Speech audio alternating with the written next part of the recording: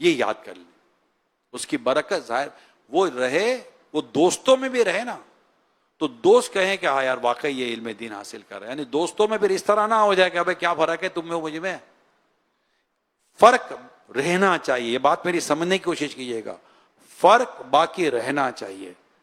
آپ کے دوست اگر اس طرح ہیں بھی جو کہ اتنے زیادہ ماحول کے اندر کیپ اینڈ ٹچ نہیں ہوتے، بعض اوقات ملنا جلنا ہوتا ہے، اسی طرح مارکیٹ میں جاتے ہیں، کمپنی میں جاتے ہیں، دکان پر جاتے ہیں، گھر پہ جاتے ہیں، آفیسز میں جاتے ہیں، فرق نظر آنا چاہیے۔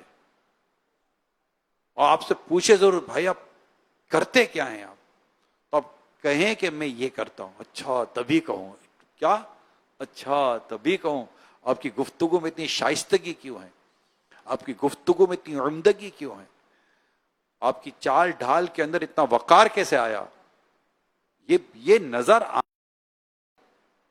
یہ پتہ چلنا چاہیے۔ ہمارے انداز سے، ہمارے مزاج سے، ہماری گفتگو سے، ہماری مسکراہٹ سے، ہمارے آنے جانے سے، ایون کہ ہماری باتوں سے، یہ میں پانی نظر آئے گا؟ نہیں نظر آئے گا، نظر اچھا چلو یوں کر لیتے۔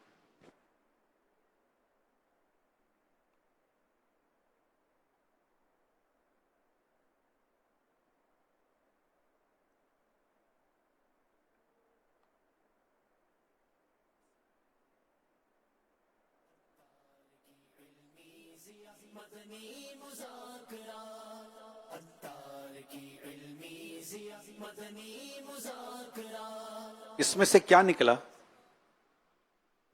سب ذرا زور سے کہہ دیں، آسان لفظ ہے، سب کو آتا ہے، اس میں سے کیا نکلا؟ کیوں؟ اس میں کیا ہے؟ کچھ اور تو نہیں نکلا؟ اگر آپ میں علم ہے تو علم کیوں نہیں نکلا؟ یہ الگ بات ہے کہ جس سے نکلنا ہے اس کو جھکنا پڑتا ہے۔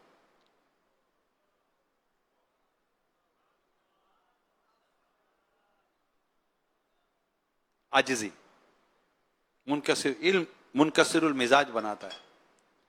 نبی پاک صلی اللہ علیہ وآلہ وسلم سے بڑھ کر کس نے عاجزی کا درس دیا ہوگا؟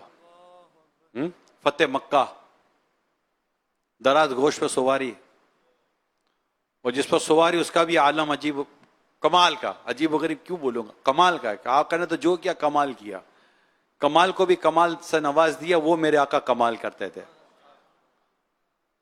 تو ہم جہاں بیٹھیں گے، جہاں اٹھیں گے، جہاں بات کریں گے، اور پڑھ رہے ہیں، کوئی بھی جہاں بھی اس وقت مجھے دنیا میں دیکھے سن رہے ہیں، آپ پڑھ رہے ہیں، آپ کے اندر علم ہے، تو جب آپ بات کریں گے تو آپ کی گفتگو سے علم نکلے گا۔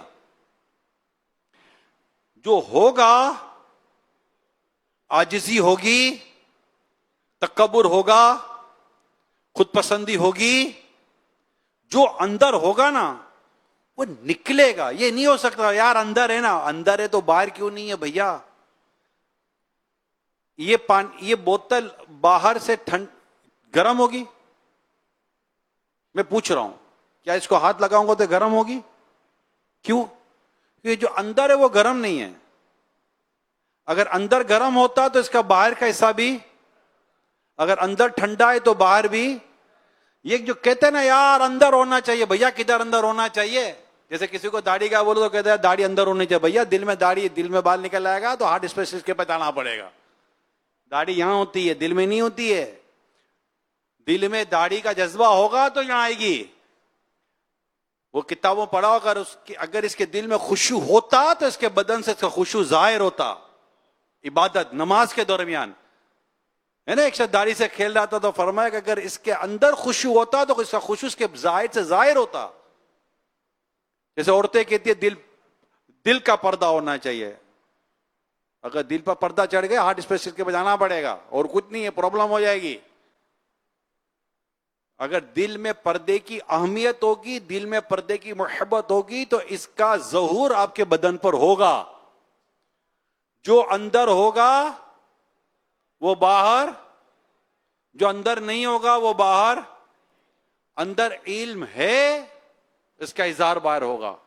اندر تقوی ہے, اس کا اظہار باہر ہوگا, اور ایسا ہوگا کہ اس کی برکت آپ کے قریب آنے والے کو ملے گی. جی ہاں, راہ علم میں ایک بڑی اہم بات لکھی ہے جو یاد آ گئی.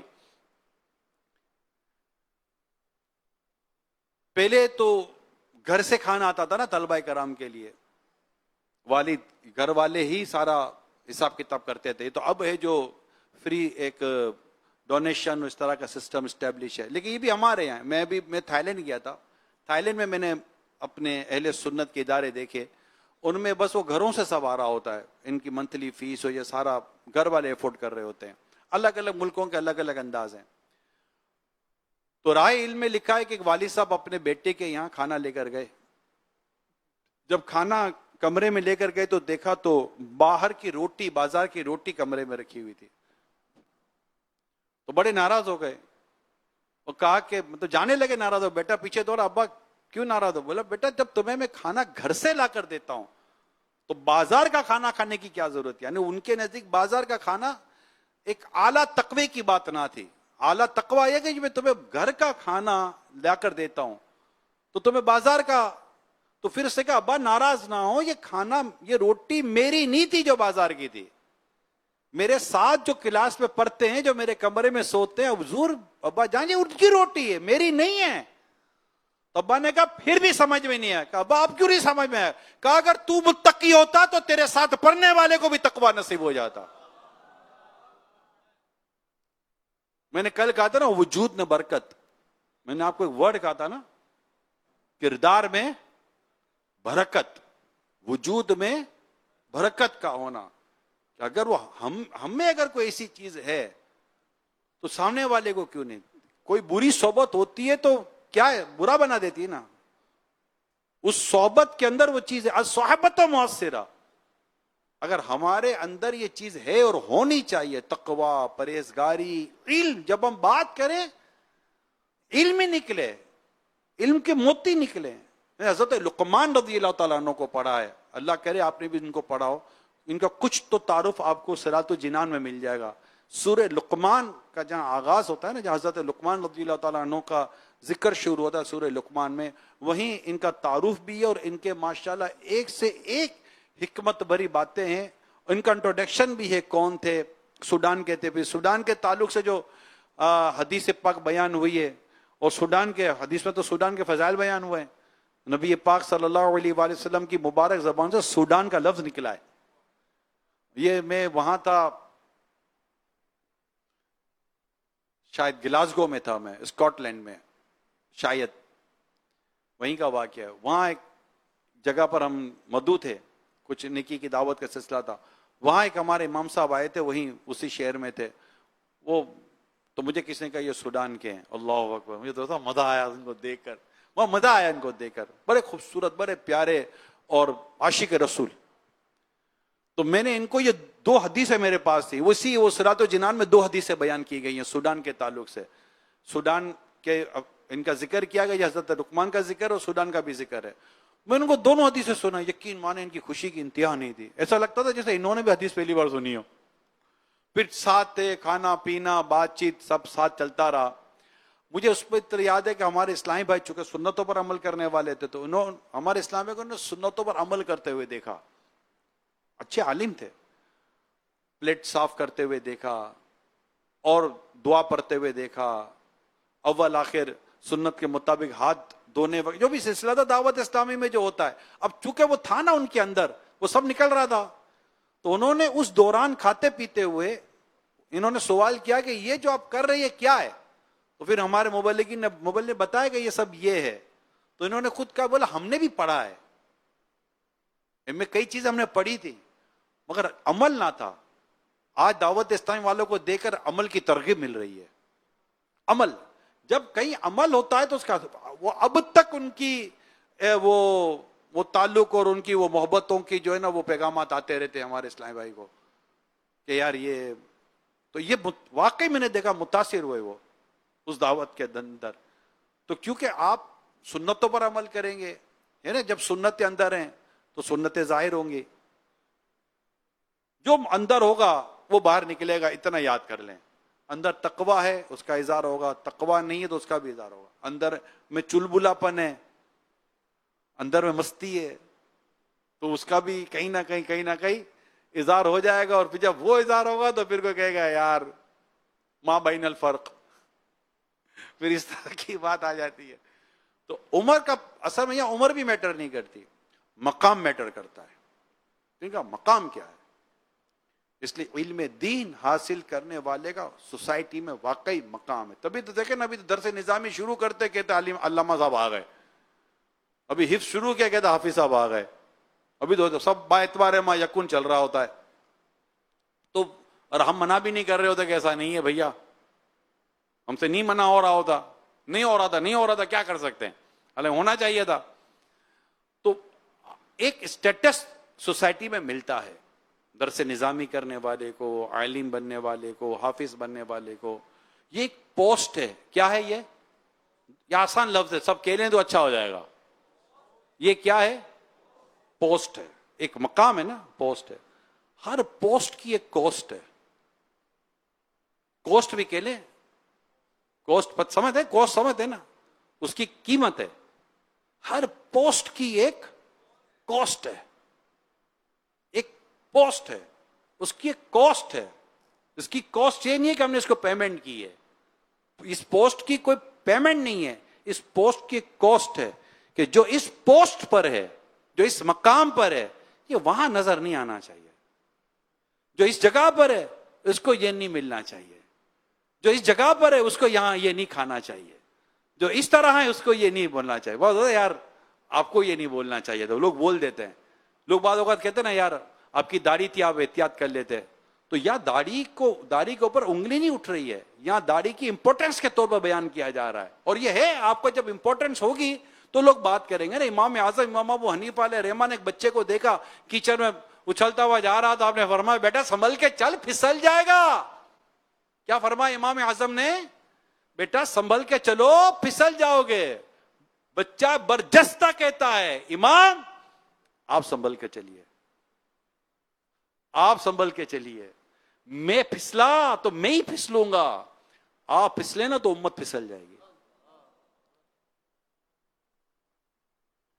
تو یہ اللہ پاک کی بڑی رحمت، بڑی نعمت ہے اس گئے گزرے دور میں، جہاں اللہ پاک کسی معاشرے میں عزت عطا کرتا ہے. ہمارے یہاں امام صاحب کی عزت ہے، عالم صاحب کی عزت ہے، مقام ان کے آگے اب بھی صاحب لگتا ہے. امام صاحب یہ نہیں پوچھتے امام صاحب کی تنخواہ کم ہے تو صاحب نہ لگائیں. امام کتنی تنخواہ ہے؟ 10,000، نہیں صاحب نہیں لگانا چاہیے. یہ نہیں ہوتا. یہ وہ مقام نہیں ہے جنہیں دولت سے تولا جاتا ہے. یہ وہ مقام ہے جنہیں واقعی مقام سے دیکھا جاتا ہے. مقام ہے. تو ہر پوسٹ کی، یہ ہمارے نعت خان ہے، پوسٹ ہے. اس کی کوسٹ ہے کہ یہ وہاں نظر نہیں آنے چاہیے، یہ وہاں نہیں ہونے چاہیے. ایک مبلغ ہے، بیان کرتا ہے، میں بھی بیان کر رہا ہوں، مجھے پتا ہے تو مجھے سمجھنا چاہیے مجھے کہاں ہونا چاہیے کہاں نہیں ہونا. استاد ہے، اس کو پتا ہونا چاہیے کہ مجھے شاگرد وہاں دیکھیں، شاگرد وہاں نہ دیکھیں. ہر ایک کے لیے ایک مقام اور ایک مرتبہ ہے. کہتے ہیں امام کا بازار میں کھانے کو اچھا نہیں کہا گیا، اس کی پوسٹ کی ایک کوسٹ ہے. فلاں جگہ نہیں ہونا چاہیے. ہمارے بعدوں کا کہتے ہیں حضرت آپ کو یہاں نہیں ہونا چاہیے تھا. تیری مہربانی، تجھے یہ تو پتا ہے کہ یہ جگہ ہمارے جیسے آدمی کی نہیں ہے، یعنی اس کو یہ پتا ہے کہ یہ جگہ ایسی ہے ہی نہیں. وہ بولا یار ہم تو چلو ٹھیک ہے مگر آپ کو نہیں ہونا چاہیے تھا. یہ بات ہوگا لوگ کان میں کہہ دیتے ہیں آپ کو نہیں ہونا چاہیے تھا، تو اپنے بھی منہ دیکھتے رہ جاتے یار واقعی میرے کو نہیں ہونا چاہیے تھا، مگر کیا کرے ہو گیا. تو ہر پوسٹ کی کیا ہے بھائی، یہ آج کا سبق یاد کرنا ہے ہمیں. اللہ مجھے بھی توفیق دے کہ بھائی نہیں یہ آپ کو سوٹ کہتا ہے. ایک ہر چیز ہمیں کچھ مذہبی ایسے سٹیٹس ہیں، ریلیجیس سٹیٹس ہیں، انہیں ایک ڈریسنگ سوٹ ہی نہیں کرتی، انہیں ایک لباس سوٹ ہی نہیں کرتا، انہیں ایک کلام سوٹ ہی نہیں کرتا، انہیں کہیں جانا سوٹ ہی نہیں کرتا، کیونکہ یہ خود ایک پوسٹ کی ایک کوسٹ ہے. اور بعض چیزیں ریکوائرڈ ہیں، ریکوائرمنٹ ہوتی ہے کہ وہ اس جگہ کی. اچھا یہ صرف مذہبی لوگوں کے لیے یہ نہیں ہوتا، یہ دنیا کے کئی ایسے اسٹیٹس ہیں، کئی ایسی پوسٹ ہیں جن کی یہ پروٹوکولز ہیں. ہمیں پتہ ہے، میں لائیو میں نام نہیں لینا چاہتا، یہ پروٹوکولز ہیں کہ بھائی اب آپ اس پوسٹ پر ہیں, یہ آپ کا ڈیزگنیشن ہے, اب آپ فلاں فلاں جگہ پر نہیں جا سکتے, فلاں فلاں دعوتوں میں نہیں جا سکتے, فلاں فلاں سے آپ نہیں مل سکتے. جو دنیا بھر میں ایمبیسیڈرز ہوتے ہیں ممالک کے, ان کے پروٹوکولز ہوتے ہیں, ایمبیسیز کے لوگ ہوتے ہیں, ان کے پروٹوکولز ہوتے ہیں, اور بھی کئی پوسٹیں ہوتی ہیں جن کے پروٹوکولز ہوتے ہیں. تو یہ سارے پروٹوکولز فالو کرنے پڑتے ہیں, اور جب یہ پروٹوکولز فالو ہوتے ہیں نا تو سوسائٹی کی ریکوائرمنٹ ہوتی ہے اور اس پوسٹ کی ریکوائرمنٹ ہوتی ہے. اگر ہم ان تمام تر پہلو کو سامنے رکھیں گے اور پھر اپنے بزرگوں کی سیرت کو پڑھیں کہ وہ کہاں جاتے تھے, کہاں نہیں جاتے تھے, کس سے ملتے تھے, نہیں ملتے تھے, تو میں یہ کہنا چاہ رہا ہوں جب ہمارے اندر ایک چیز ہوگی نا اس کا اظہار ہوگا. مثال کے طور پر آپ کے اندر ایک وصف ہے, ایک کوالٹی کا, وقت ضائع نہیں کرتے. یہ بھی ہے نا ایک بہت اہم امپورٹنٹ چیز ہے, ٹائم مینجمنٹ جس کو آپ کہتے ہیں, کہ وقت ضائع آپ نہیں کرتے. جب آپ وقت ضائع نہیں کرتے نا تو یاد رکھیں جو اپنا وقت ضائع نہیں کرتا نا وہ کسی اور کا وقت بھی ضائع نہیں کرتا. اس کو وقت کی قدر ہوتی ہے, اس کو وقت کی اہمیت ہوتی ہے, وہ اپنے شب و روز کو سمجھتا ہے, اپنے شب و روز کو جانتا ہے. تو اب ہمیں اپنے وقت کی بھی قدر کرنی چاہیے کہ کہیں ایسی جگہ جائیں نہیں, ایسی جگہ پر رہیں نہیں جہاں ہم اپنے وقت کو ضائع ہوتا دیکھیں یا ہم اپنا وقت ضائع کریں. بڑی مشکل سے یہ گھڑیاں ملتی ہیں جس میں ہمیں کچھ پڑھنے, سیکھنے اور سمجھنے کا موقع ملتا ہے. اللہ پاک ہم سب کو عمل کرنے کی توفیق عطا فرمائے. آمین بجاہ خاتم نبیین صلی اللہ تعالی علیہ وسلم.